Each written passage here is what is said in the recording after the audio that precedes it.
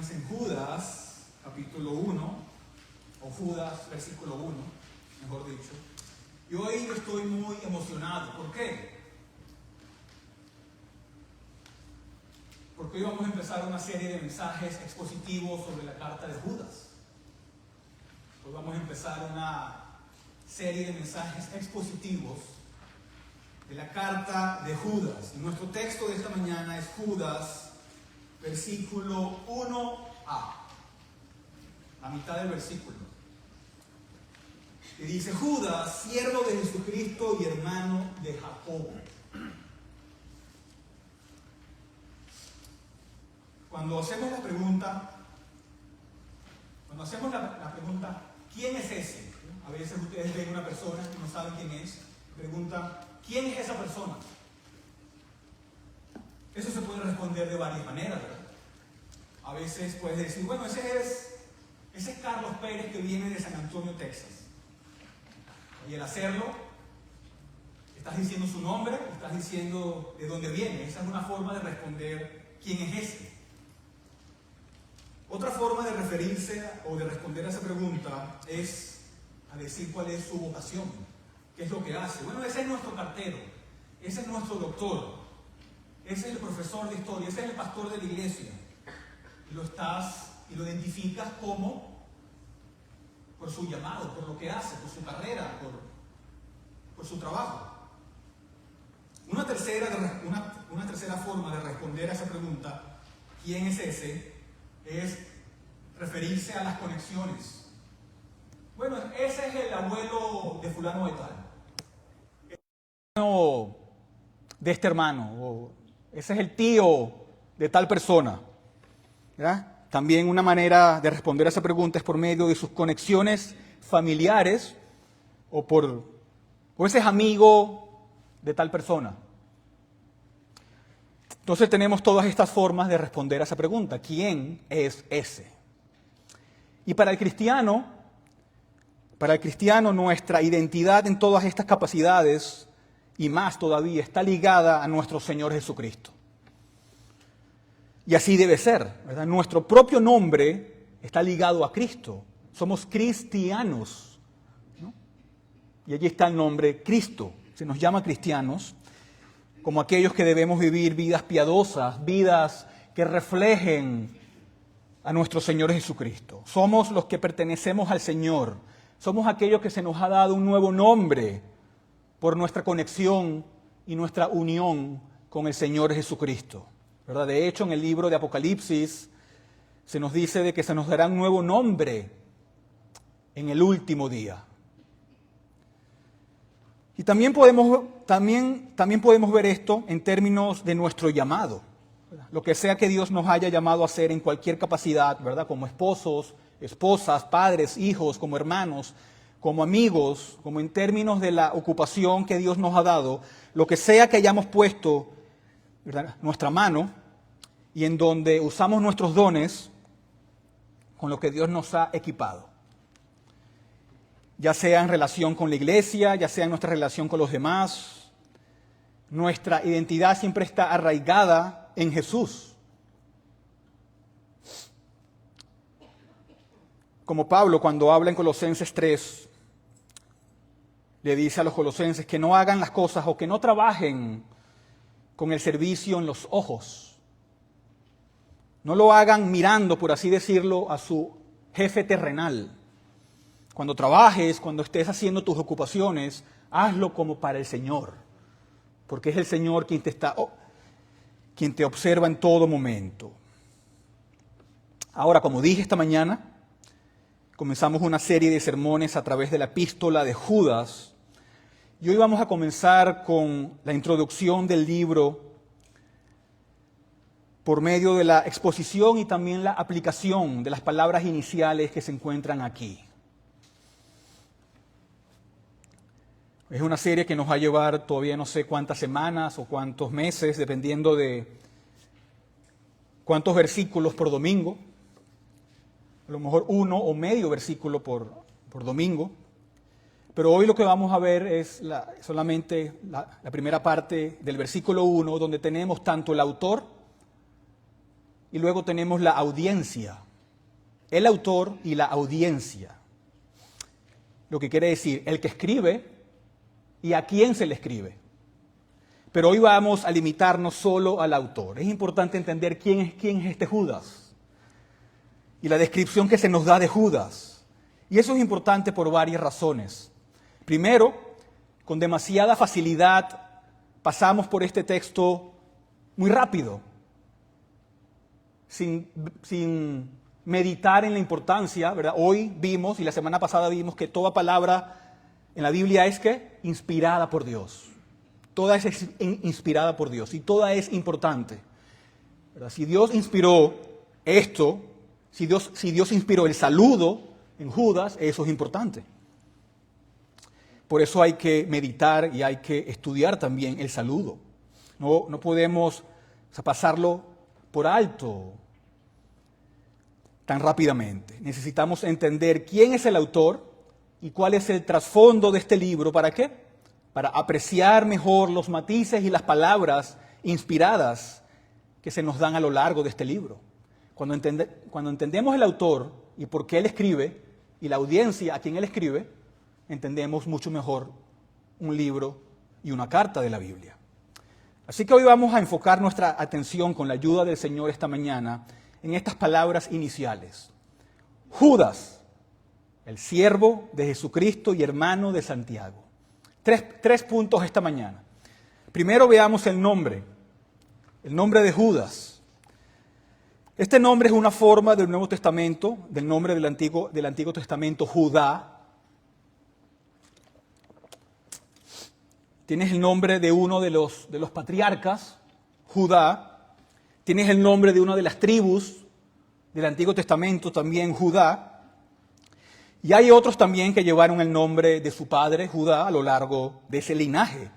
Así que Judá era un nombre muy conocido en el Antiguo Testamento, pero también es un nombre conocido en el Nuevo Testamento.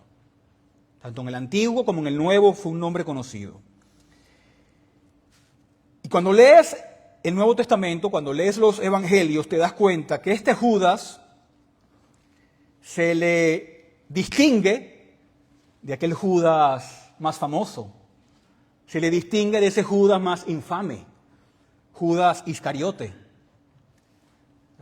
Por ejemplo, en Juan 14, versículo 22, dice: Judas, no el Iscariote, dijo: Señor, ¿y qué ha pasado que te vas a manifestar a nosotros y no al mundo?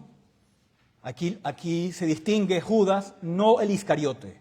Y ese Judas es el autor de la epístola de Judas.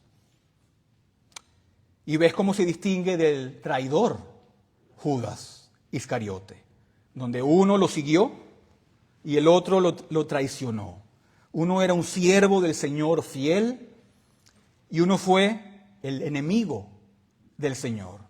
Pero también tenemos referencias a otros Judas. Está, por ejemplo, Judas de Galilea, que se hace referencia en Gálatas, en Hechos, capítulo 5, quien también era un personaje desagradable, un hombre rebelde, y cuya reputación estaba conectada con el pecado. Pero también tenemos entonces este apóstol Judas, que es el autor de esta epístola, y se hace referencia a él también con diferentes nombres. También se le conoce con diferentes nombres. Por ejemplo, en Lucas capítulo 6, versículo 16, allí se le conoce como Judas, el hermano de Santiago, tal cual como dice en el saludo de Judas capítulo 1. Pero también se le conoce en el Evangelio de Mateo, en el capítulo 10, como Lebeo, con sobrenombre Tadeo.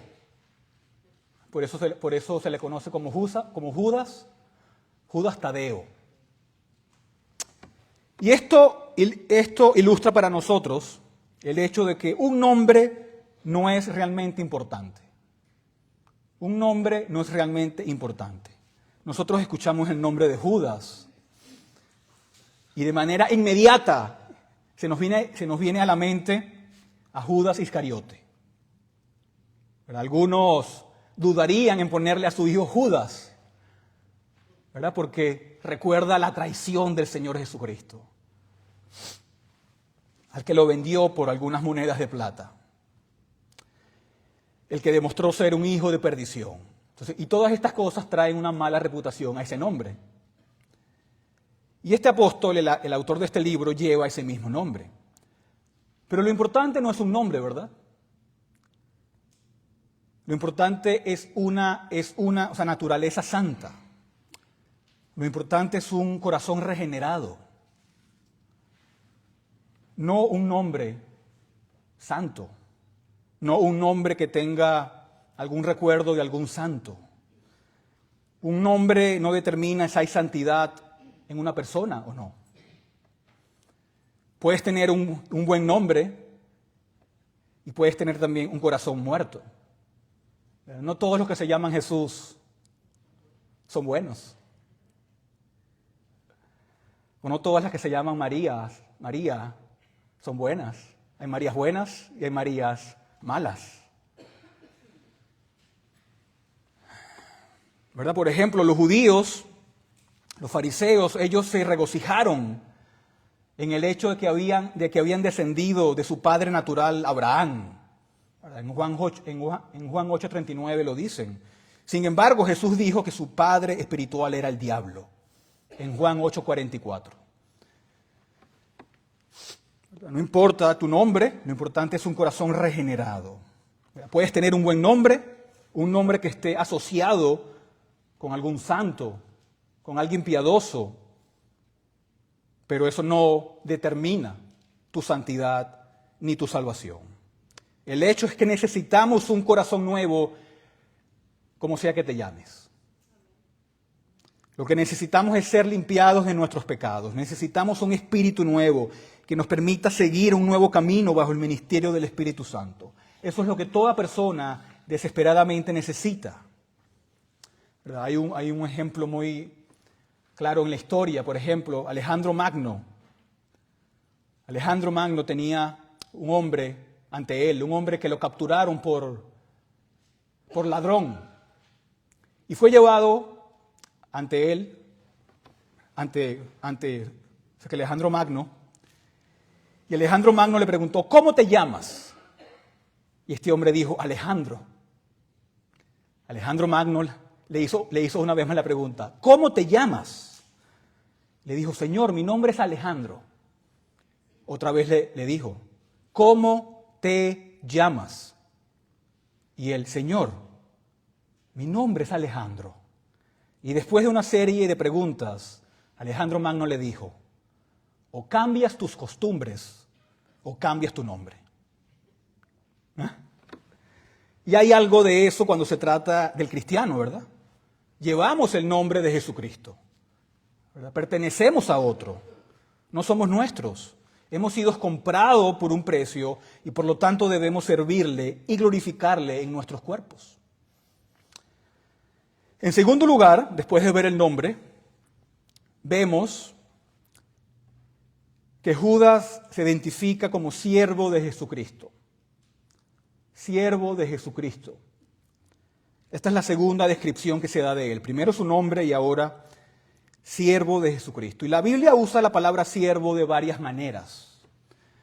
Por ejemplo, a los ángeles se les conoce como los siervos del Señor, como en Salmo 103, Hebreos capítulo 1. Pero incluso los malvados del Antiguo Testamento, en algunas ocasiones, son referidos como siervos del Señor, en el sentido de que Él los emplea para hacer su voluntad. Él los usa para llevar a cabo sus propósitos, ¿verdad? A lo mejor no es un servicio autoconsciente, pero el Señor los usa, como por ejemplo el faraón de Egipto, Nabucodonosor o Ciro. Ellos están siendo usados para la gloria de Dios. En ese sentido son siervos del Señor. Pero lo más importante es que el pueblo del Señor, tanto en el Antiguo como en el Nuevo Testamento, también se les llaman como siervos del Señor. En Isaías 41, Dios se dirige a Israel como su siervo escogido. Los profetas también se les conoce como siervos de Dios. A nuestro Señor Jesucristo se le conoce como el siervo de Dios. Y los cristianos en el Nuevo Testamento también como siervos. Se les conoce como siervos de Dios, por ejemplo, en Romanos 6, 22 o en Apocalipsis 7, versículo 3. Para nosotros, los que hemos sido redimidos, así como Israel cuando fue redimida de Egipto, nosotros también hemos sido redimidos de las tinieblas. Hemos sido trasladados al reino de su Hijo. Y nuestra identidad se ve ¿en qué? En servirle. Y lo servimos en todas nuestras capacidades, lo servimos en nuestro lugar de trabajo, lo servimos en nuestra familia, en la iglesia o en cualquier otra oportunidad que Dios nos dé. Nuestra principal perspectiva y nuestra principal función es ¿qué? Servir a Dios, servir a Cristo. Pero en segundo lugar, también servir a Cristo es servir a los demás. Servir a los demás. Si preguntamos, ¿quién es el más grande en el reino de Dios? La pregunta es, no es aquel que gana más dinero, no es aquel que tiene una mejor posición, no es aquel que tiene más prestigio. El más grande en el reino de Dios es aquel que sirve a los demás. Este es un concepto que revoluciona todas las nociones, tradicionales de nuestra, ¿verdad? De nuestro mundo. Por ejemplo, en Mateo 26 al 28, nuestro Señor dice, no ha de ser así entre ustedes, sino que el que quiere entre ustedes, el que entre ustedes quiere llegar a ser grande, será su servidor. Y el que entre ustedes quiere ser el primero, será su siervo. Así como el Hijo del Hombre no vino para ser servido, sino para servir y para dar su vida en rescate por muchos. Pues nosotros nos humillamos bajo la mano del Señor para servirle y en ese servicio servimos a los demás y resistimos la tentación de servirnos a nosotros mismos, de exaltarnos a nosotros mismos, de coronarnos y de buscar que el mundo gire sobre nosotros. ¿Verdad? Esto lo repudia el cristianismo, esto lo repudia la palabra de Dios. ¿Estamos aquí para qué? Para servir a los demás, para servir al Señor Jesucristo. Pero esta palabra siervo también se usa de manera más específica a un cargo o a un oficio. Y eso es lo que se pretende aquí en Judas, versículo 1, cuando él dice siervo del Señor Jesucristo. Pero como dijimos antes, a los profetas se les conoce como siervos de Jehová. Ellos ocupaban un oficio de profeta. Ellos eran comisionados por el Señor para servirle en una capacidad específica. Y vemos lo mismo en el Nuevo Testamento. A los apóstoles también se les conoce como siervos.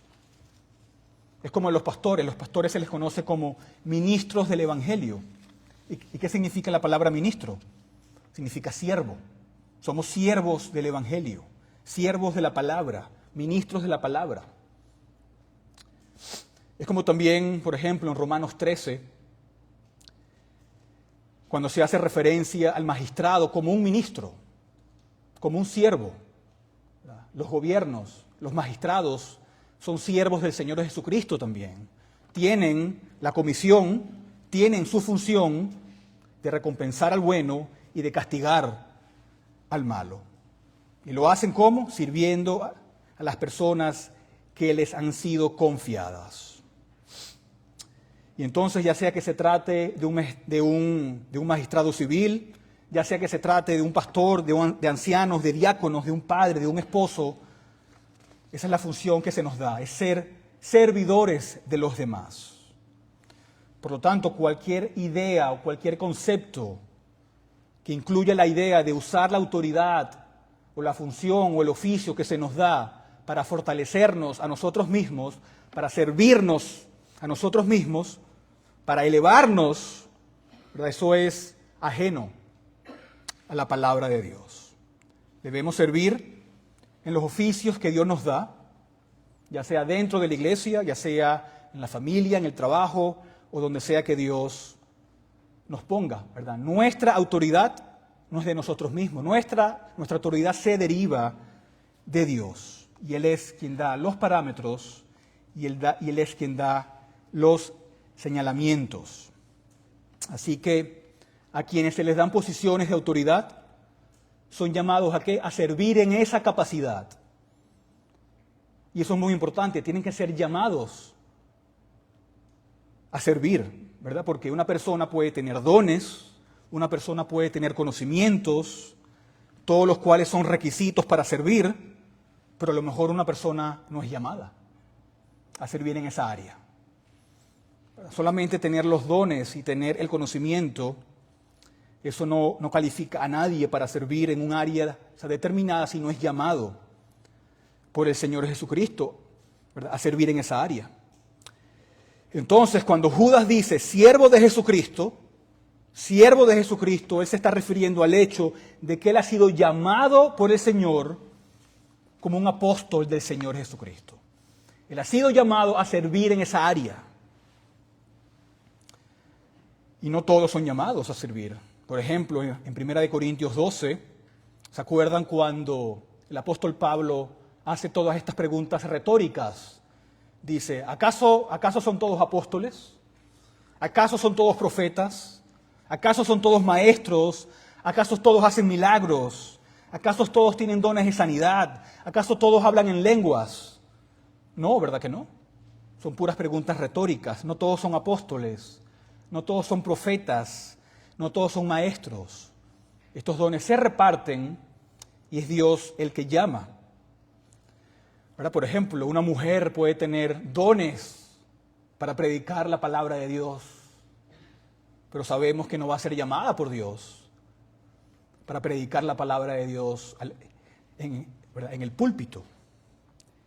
Y entonces, la autoridad es algo que se da. La autoridad es algo que se recibe de Dios. No es algo que reclamamos por nosotros mismos o que ganemos por nosotros mismos. Es algo que no se toma, es algo que se recibe. Y Judas lo tiene muy, muy claro. Él sabe que es un siervo del Señor Jesucristo y por lo tanto se identifica a sí mismo como alguien que es llamado por el Señor para ser apóstol y para ser siervo del Señor Jesucristo. Y esta idea, como ya hemos visto, de servir también se aplica de manera general a todos los cristianos. Y no hay mayor honor que ser un siervo del Señor Jesucristo. Hay más honor en ser un siervo del Señor Jesucristo que ser el jefe del gabinete del presidente de los Estados Unidos. Chief of Staff. Hay más honor en ser un siervo del Señor Jesucristo. Hay más honor en ser un ministro del Señor Jesucristo. Hay más honor detrás de un púlpito que detrás de un podio presidencial. Porque a quien servimos es al gran Rey de Reyes. A quien servimos es al gran Señor de Señores. Y Él es todo glorioso y Él es todo hermoso. ¿Verdad? Hay quienes se jactan del trabajo que tienen. Ay, miren para quién trabajo. Trabajo para el presidente de los Estados Unidos. Trabajo para el gobernador Abbott. ¿Verdad? Muchos se jactan de la posición que ocupan. Pero no hay mayor posición que conlleve más honor que la de servir al Señor Jesucristo. Porque Él nos protege, Él nos preserva. Él es nuestro gran maestro. Y es una delicia entregarnos a Él. Y es una locura absoluta. Es una locura absoluta preferir servirle al mundo sobre el dulce y glorioso servicio que pertenece al Salvador. Hay personas que dicen, porque trabajo para tal persona, y esa persona ni siquiera lo conoce. Ni siquiera saben que existen, ni siquiera le han dado la mano, ni siquiera. Pero el Señor sí te conoce. Y el Señor murió por tus pecados. Y el Señor intercede por ti. Y Él sí te conoce. Y por eso servirle es el mayor honor que podemos tener.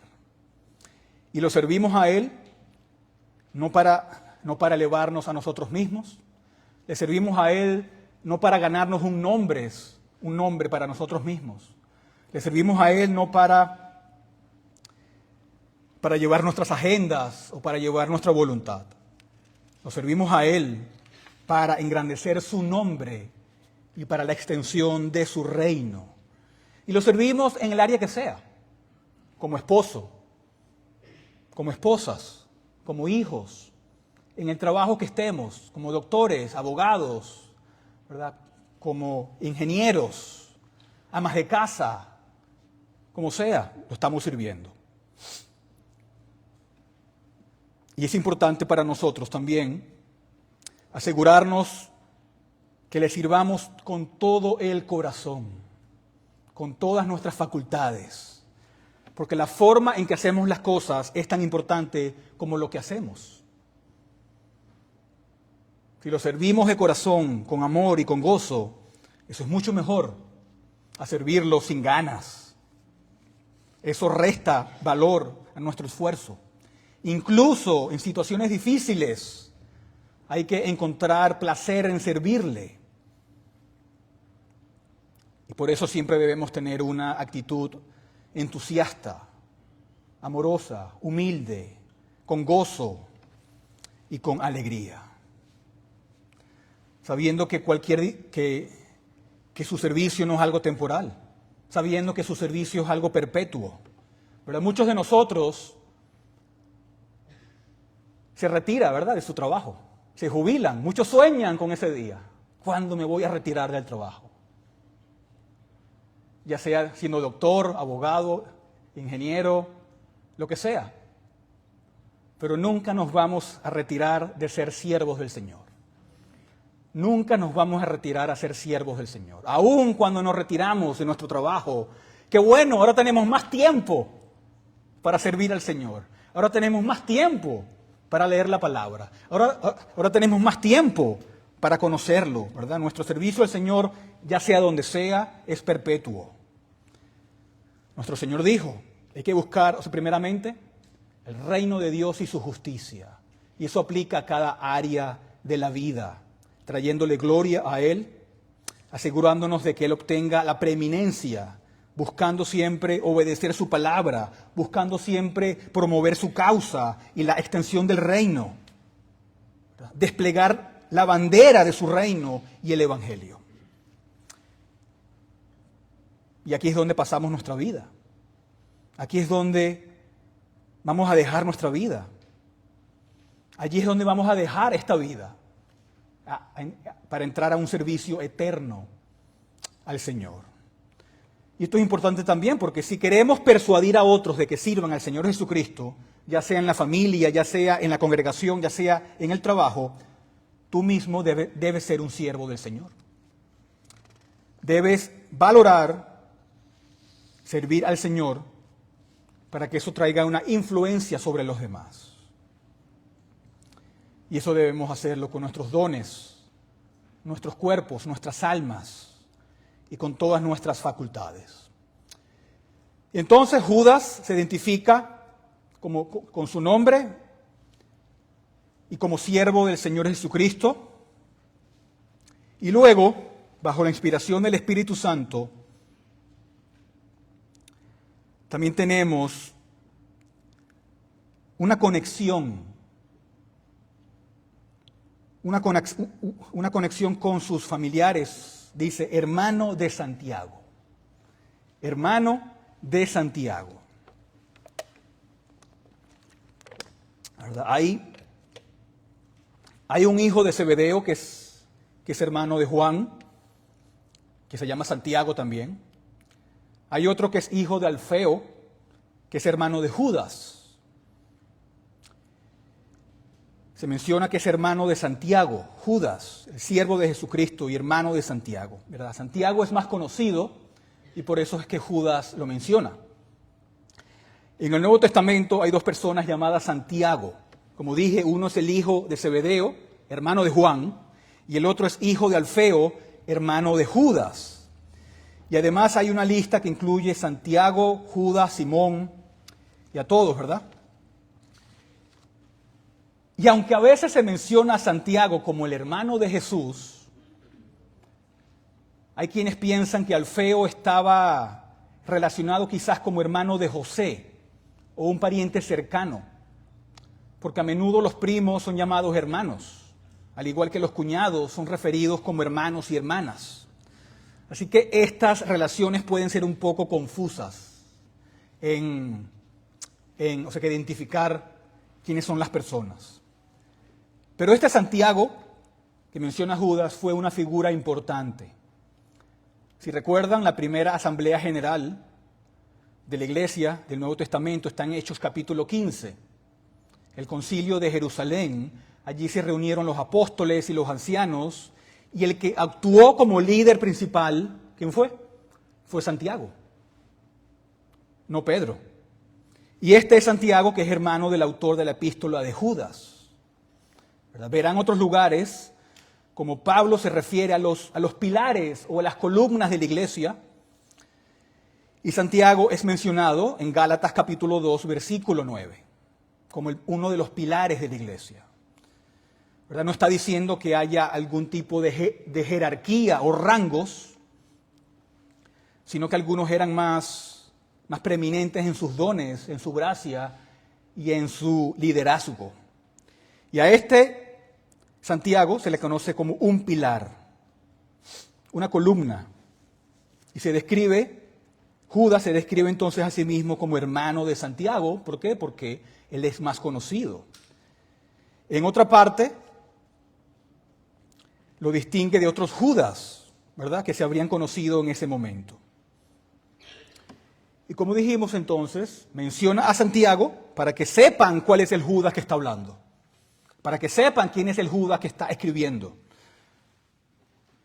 Y también porque es buena idea también usar la reputación sana de tus familiares y de tus amigos, ¿verdad? No hay nada malo en eso, ¿verdad? Él está usando sus conexiones humanas, ¿para qué? Para promover la causa de Cristo. Y eso es legítimo, ¿verdad? Él no está manipulando nada, está haciendo algo que está allí. Él usa la conexión providencial con su hermano Santiago para avanzar algo de la causa de Cristo, ¿verdad? Pablo también hace esto, por ejemplo. A veces él se apoya en que él es romano. ¿Para qué? Para usarlo como beneficio en el avance de Cristo. Otras veces oculta que él es romano. Hay momentos que Pablo cita autores paganos para que sus palabras refuercen algún punto que él quiera decir. Pero esto también nos dice cómo en la iglesia primitiva todos estaban muy unidos, ¿verdad? Y el cariño que se tenían entre ellos, ¿verdad? No era fácil en la iglesia primitiva estar en desacuerdo o separarse del grupo. Las personas que lo hacían eran apartadas por causar problemas. Había una gran unidad y acuerdo en las creencias y en el afecto y el cariño que se demostraban en las iglesias en esos tiempos, ¿verdad? Y con respecto a los apóstoles, la gente no los consideraba como dioses, pero tampoco los trataban mal. Los veían por lo que eran y buscaban sacar provecho de su ministerio, ¿verdad? Por ejemplo, tenemos la relación entre Pedro y Pablo, que muchos piensan que fue una relación un poco mala, por lo que tenemos en Gálatas capítulo 2, cuando Pablo ataca a Pedro, que dice que lo resistió cara a cara porque él era culpable. Pero cuando vamos a las epístolas de Pedro, vemos que Pedro se refiere a Pablo como su amado hermano, como nuestro amado hermano. Entonces vemos que hay un cariño, hay una unidad, ¿verdad?, que se promueve dentro de la iglesia. Es el diablo el que gana por medio de la división innecesaria, ¿verdad? Es el diablo quien gana en esas situaciones. Todas estas cosas vienen por el orgullo, por el rencor, por la envidia, que alimentan las divisiones y las discusiones. Y esta unidad del libro de Judas, por ejemplo, también se puede encontrar en el libro de Segunda de Pedro, Es un libro que se parece mucho a Judas, ¿verdad? Les recomiendo que como vamos a estar en esta serie de Judas, lean también Segunda de Pedro, ya que cubre muchas cosas, que cubre también el libro de Judas. Y estas son cosas que podemos aplicar para nuestras vidas, ¿verdad? Por ejemplo, tú tienes una madre que es muy piadosa y dicen, porque él es el hijo de esta señora, él es el hijo de esta hermana. ¡Wow! Y eso trae algún reconocimiento, ¿verdad? Vemos cómo la santidad de los demás adorna también, ¿verdad?, a los demás creyentes. Porque él es el nieto de esta persona. Mi abuelo es esta persona. Qué bueno y qué hermoso es decir, mi abuelo era este. Mi padre era esta persona. Y las personas tienen un recuerdo muy bueno de esta persona. Pero por el contrario, cuando tenemos un familiar que se le conoce, por lo contrario, ni siquiera queremos que las personas sepan que son nuestro familiar, que es nuestro hermano, que es nuestro padre, nuestra madre, por lo que conlleva ese nombre, por el recuerdo que lleva ese nombre. Entonces vemos que Judas, en su saludo, él usa sus conexiones, usa su nombre, usa su oficio y usa sus conexiones. Y a lo largo de esta carta, vamos a ver que también Judas hace la conexión con el Señor Jesucristo. Él nos dice por qué debemos de defender este gran evangelio que se nos ha sido dado de una vez por todas, que hasta hay un honor y un valor en morir por este gran evangelio. Es un evangelio que debe ser apreciado, que no lo podemos abandonar, que no podemos distorsionarlo porque hay personas encubiertas que lo quieren hacer. Judas nos va a decir que estas cosas deben ser sostenidas, deben ser amadas, deben ser apreciadas, deben ser defendidas y que debemos estar en guardia contra todos aquellos que buscan desquiciar o deshacer lo que el Señor nos ha dado. Veremos cómo Judas se opone a los falsos maestros. Por lo tanto, tenemos ante nosotros una hermosa carta que hacemos bien en estudiarla y en absorber todos los tesoros que veremos más adelante. Amén. Vamos a orar.